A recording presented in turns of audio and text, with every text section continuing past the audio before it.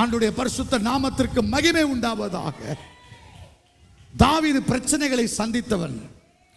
பிரச்சனை அவன் கூடயே தொடர்ந்தது. தாவீதை அழிக்கும்படி சவுல் பின்தொடர்ந்து கொண்டிருக்கிறான்.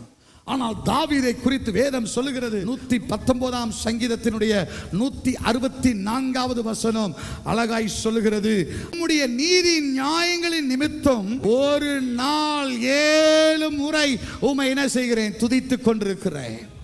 அல்லோ 7 முறை நான் கர்த்தரை துதிக்கிறேன். அல்லேலூயா. கர்த்தருடைய நாமத்திற்கு ஸ்தோத்திரம். நாங்க காலையில ஜோம் பண்ணிட்டோம் பாஸ்டர். ஜோம் பண்ணதே ஒரு சலிப்பா. நாங்க ஜோம் பண்ணிட்டோம். அல்லேலூயா. ஜெபமே உன் வாழ்க்கையா மாறணும். எத்தனை பேர் ஆமீன் சொல்றீங்க? ஜெபமே உன் வாழ்க்கையா மாறணும். நீ எப்பொழுது கர்த்தரோடு கூட தொடர்பு கொள்ளவனாய் இருக்கணும். எந்த நேரத்திலையும் உன்னோடு கூட கர்த்தர் பேசுவதற்கு நீ ஆயத்தமுள்ளவனாய் இருக்க வேண்டும். பக்கத்துல பார்த்து சொல்லு, எப்பொழுது ஆயத்தமாயிரு, எப்பொழுது ஆயத்தமாயிரு, எப்பொழுது ஜெபத்தோடு இரு, எப்பொழுது ஜெப ஆவி உடையவனாயிரு. கர்த்தர் உன்னை ஆவியானவர் நிரப்புவார். ஒரு ஆமென் சொல்லு பாப்போம். ஹல்லேலூயா. ஒரு ஜெப ஆவி நமக்குள் வருவதாக. ஹல்லேலூயா.